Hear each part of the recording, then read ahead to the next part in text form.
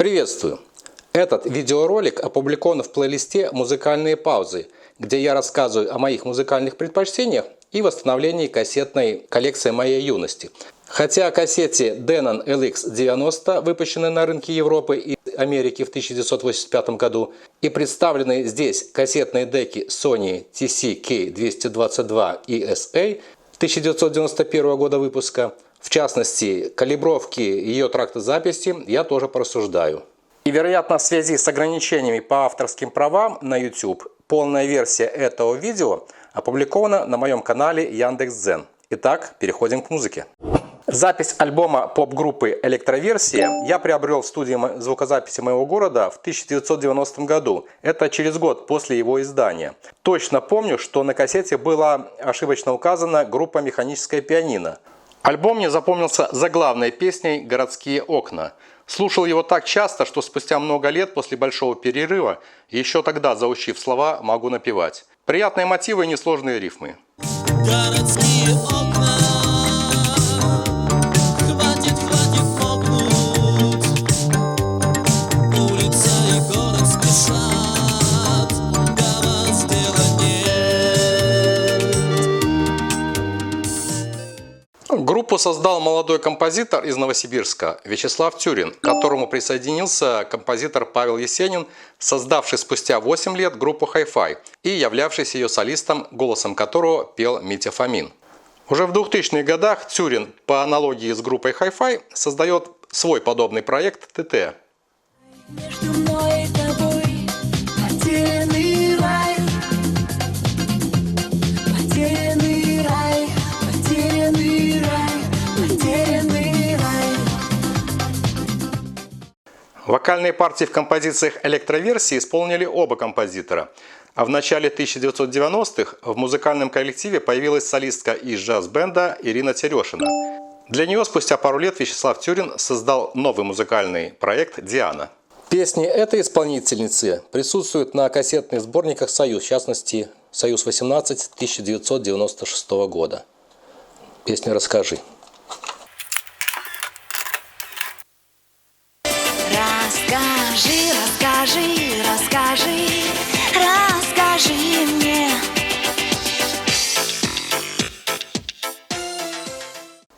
Впоследствии этот проект перерос в группу «Рефлекс», но это уже было время, когда музыкальный архив перебрался на компакт-диски.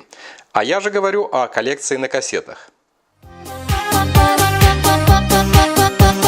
Надо ли плакать, надо ли плакали звезды? В настоящее время Ирина выступает под псевдонимом Нельсон, является супругой композитора и основателя Вячеслава Тюрина, с которым они исполнили эту песню. Между мной и тобой слез стена, между мной и тобой я одна.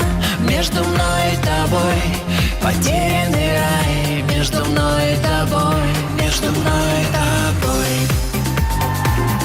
между мной и тобой. В 2024 году, восстанавливая свою кассетную коллекцию, я вспомнил о творчестве группы «Электроверсия» и скачал альбомы «Городские окна», «Принцесса» и «Вечер с Дианой» в формате FLAC. Послушав все три, остановил свой выбор на «Окнах». Решил записать на недавно приобретенную мною бэушную кассету 1985 года Denon LX90. Такие кассеты с лентой хронометражем 60 и 90 минут начального уровня в линейке бренда того года выпускались исключительно на рынке США и Европы. Корпус кассеты и футляр со штамповкой на нем крупными литерами Denon использовался в популярной Denon DX1. Ракорды в таких кассетах одинаковые, слегка молочные, с голубыми полосками. Но лента LX немного светлее, такой же не темной ленты первого типа DX. Ну а теперь тестирую ее в магнитофоне. Кассетная дека Sony TC-K222 ESA, как и все аппараты 1990-х и позже, оснащена автоматическим выбором типа ленты. Используя в ней система ATS по выемкам на верхнем торце корпуса кассеты, устанавливает соответствующие характеристики тока подмагничивания и чувствительности. При таких настройках сигнал низкой частоты 315 Гц с внешнего генератора пишется на эту ленту на 4 дБ ниже, чем у источника. А сигнал высокой частоты 10 кГц Пишется максимально до уровня, да, дальше не поднимается, минус 10 дБ. А для оптимальной калибровки тракта записи под используемую ленту конкретной модели и определенного производителя в кассетной деке Sony TCK222 ESA предусмотрены дополнительные регулировки чувствительности для высокой частоты BIOS и низкой частоты Rec Level. Причем левый регулятор изменяет значение от минус 20 до плюс 20%, а правый изменяет чувствительность от минус 3 до плюс 3 дБ. Тут отношение в процентах, тут уровень в децибелах. И как указано в инструкции по настройке данной деки, также доступна фиксированная эквализация с помощью этого переключателя для изменения характеристик записи в соответствии с характером исходного материала или для компенсации конкретных характеристик ленты. Далее цитирую. При использовании специальной ленты регулятор BIOS с данным переключателем, установленным в положение Normal, может не привести к тому, что индикаторы High и Low будут показывать равные уровни. В этом случае регулировка BIOS возможна после установки переключателя в положение High или Low. Какие ленты считать специальными, там не указано, но я использую эту возможность в случаях, если уровень BIOS не дотягивает до метки, а соответствующий регулятор уже в крайне левом положении. Теперь калибрую трак записи под конкретно данную ленту Denon LX 1985 года. Проясню, что магнитофон оснащен встроенным генератором сигналов частотой 400 Гц и 8 кГц. Именно по этим частотам осуществляется выравнивание, соответственно, ручкой Rec Level, а на индикаторе это нижняя шкала Low, и BIOS по верхней шкале High. Готово. Регуляторы установлены в положении, где можно выжать из ленты максимум, и задействован переключатель эквализации. Чувствительностью в положении чуть более плюс 1 дБ и повышением уровня высоких частот более чем на 20% удалось компенсировать падение сигнала источника на 4 дБ при записи на эту пользованную ленту 1985 года. Теперь уровень сигнала частотой 315 Гц при записи на ленту соответствует уровню источника, а сигнал частотой 10 кГц уже можно записывать с уровнем минус 8-6 дБ. Просто этот альбом группы звучит как качественная радиоточка, но без баса. И я не хочу использовать для его записи свежую кассету. Результат записи оценим на 2 песнях группы «Электроверсия», после чего я запишу на эту кассету весь альбом в мою коллекцию. Ну, зрителей прошу меня понять, ностальгия по юности. Итак, сначала фрагмент песни «Чудак». Позже я услышал ее в исполнении Игоря Талькова. Он придал ей минорный и драматический смысл, честно признаюсь, мне так не понравилось. Он был чудаком, конечно, что бы там ни говорили.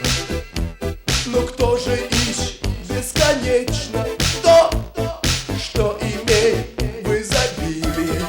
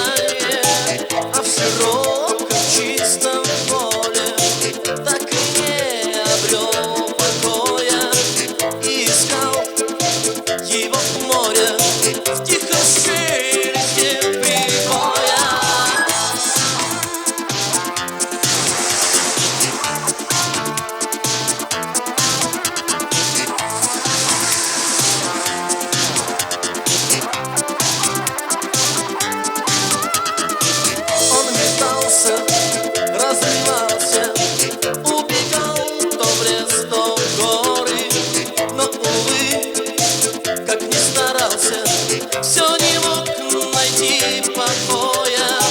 Он был чудаком, конечно.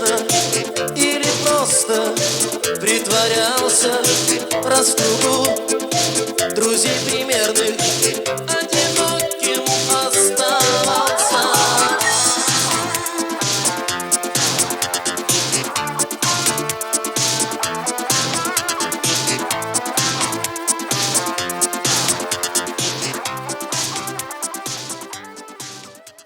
Ох уж эти электронные барабаны.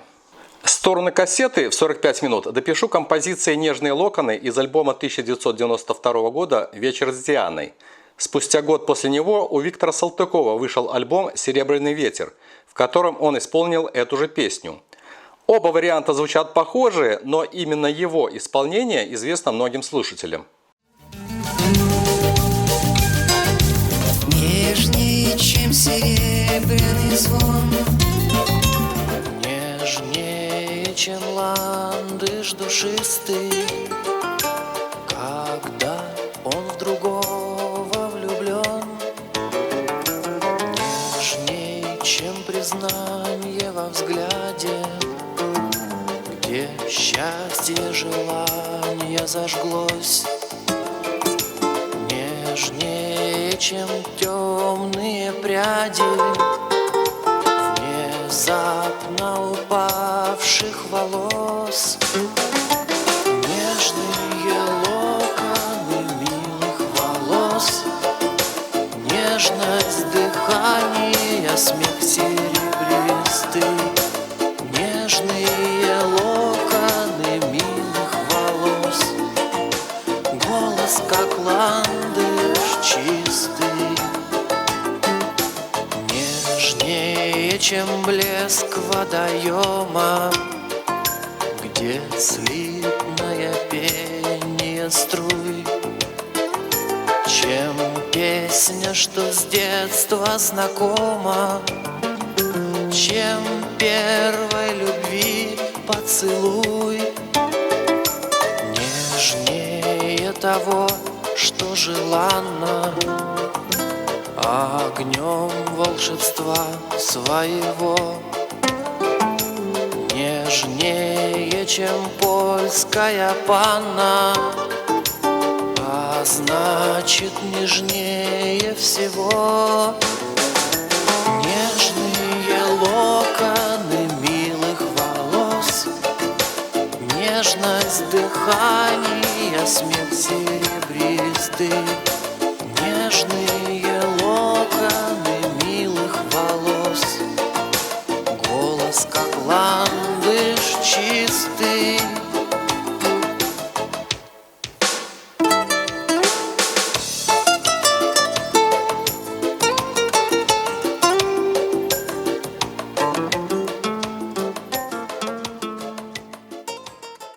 Лично мне, кроме всех вышеперечисленных композиций, еще нравится трек «Море», проигрыш в котором просто врезается в память и очень напоминает творчество группы Андрея Державина «Сталкер». Кстати, тоже кассета Denon, только RS.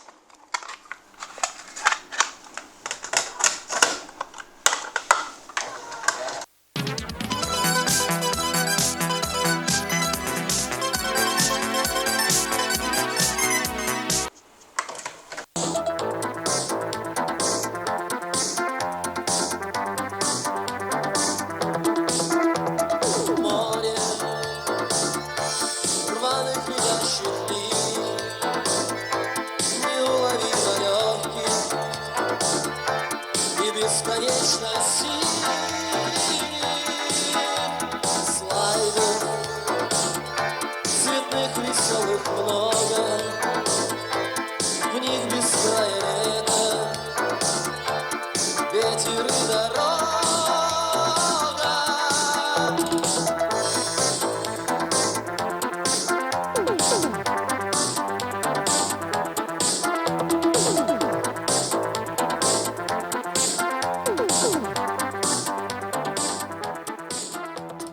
Благодарю за просмотр, постарался не сильно задерживать вас за просмотром моего очередного киношедевра. Уложился в полчаса, буду благодарен за подписку. До встречи на канале и всем пока!